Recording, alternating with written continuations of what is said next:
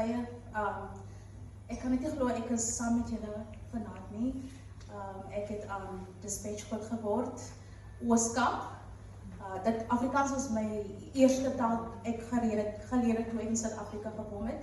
En toe het ek Xhosa geleer na dit en Engels geleer na dit. So je parle peu français, so you cannot gossip about me.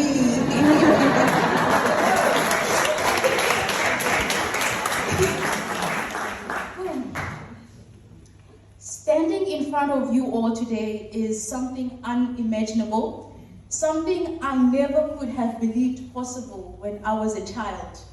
At the age of 5, I was captured by rebels in the Democratic Republic of Congo. My sister, who was 21 at the time, was taken with me. For 5 years, I endured rape, torture, and starvation at the hands of armed groups that continue to destabilize the entire region of DRC. This is not just my story, it is the story of thousands of women and children across Congo. In the Democratic Republic of Congo, an estimated 46 women are raped every hour. 46 women are raped every hour. This figure excludes those whose bodies have been permanently mutilated and those whose voice will never be heard. Sexual violence has become a weapon of war, systematic, silencing, and generational. In the Democratic Republic of Congo, approximately 35 children under the age of 5 die every hour. Most die from preventable causes: malaria, malnutrition, diarrhea, and respiratory infections, all exacerbated by displacement, poverty, and a collapsed healthcare system. These are not accidents of nature. They are the direct result of conflict, neglect, and global silence. Now imagine this. Amid those dark, violent hours, one child and one adult woman managed to escape. No shoes, no food, no map, just the jungle and the stars. This child was me. My name is Popina Kumanda. My sister and I, we walked from Congo to South Africa, navigating through the terrain most wouldn't survive. What led us wasn't a path, but a prayer. What saved us wasn't certainty, but the sheer will of hope.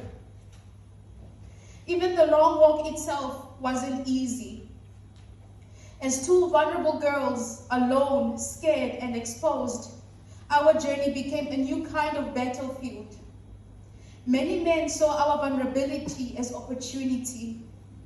Every time we tried to get a ride or hitchhike, the price wasn't money. It was our bodies. There was no safety, just survival.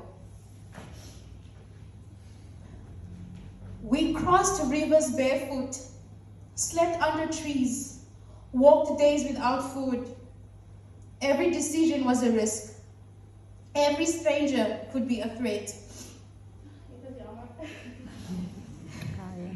But we kept moving, driven by hope that somewhere beyond the jungle, the border, and the pain,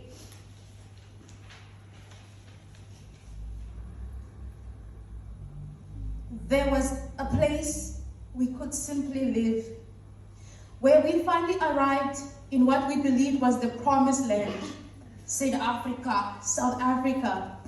I quickly realized how deeply I had been left behind. I couldn't speak English, I couldn't read and write, I had never been to school, never even seen a school building. All I knew about education came from my sister. As we walked, she would describe classrooms, she would describe books, chalkboards, and teachers. She told me education was the key. That if I could learn, I could change everything. That dream became my light. Her stories became my dream.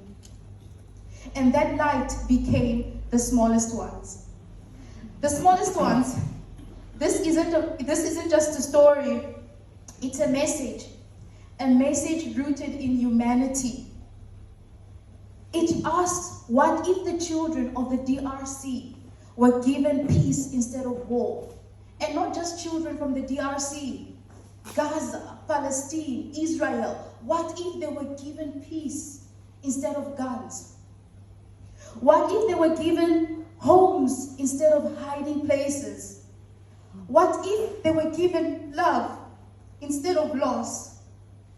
Imagine the amount of potential the world could witness, the brilliance, the creativity, and the leadership. We are not just victims of conflict. We are not broken beyond repair. We are here and we are able to become. If I, a child with no schooling, no voice, and no freedom, could survive that journey and grow into the woman that I am today, then imagine what could be possible if millions of other children were given the chance, were given the opportunities, were given the homes, the love, and not the loss.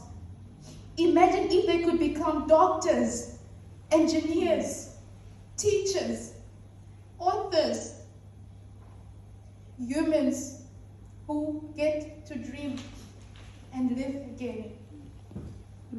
That is what the smallest ones is about. It's about the small ones that are always overlooked, the smallest ones that are always seen as weak, the most vulnerable and the most unheard.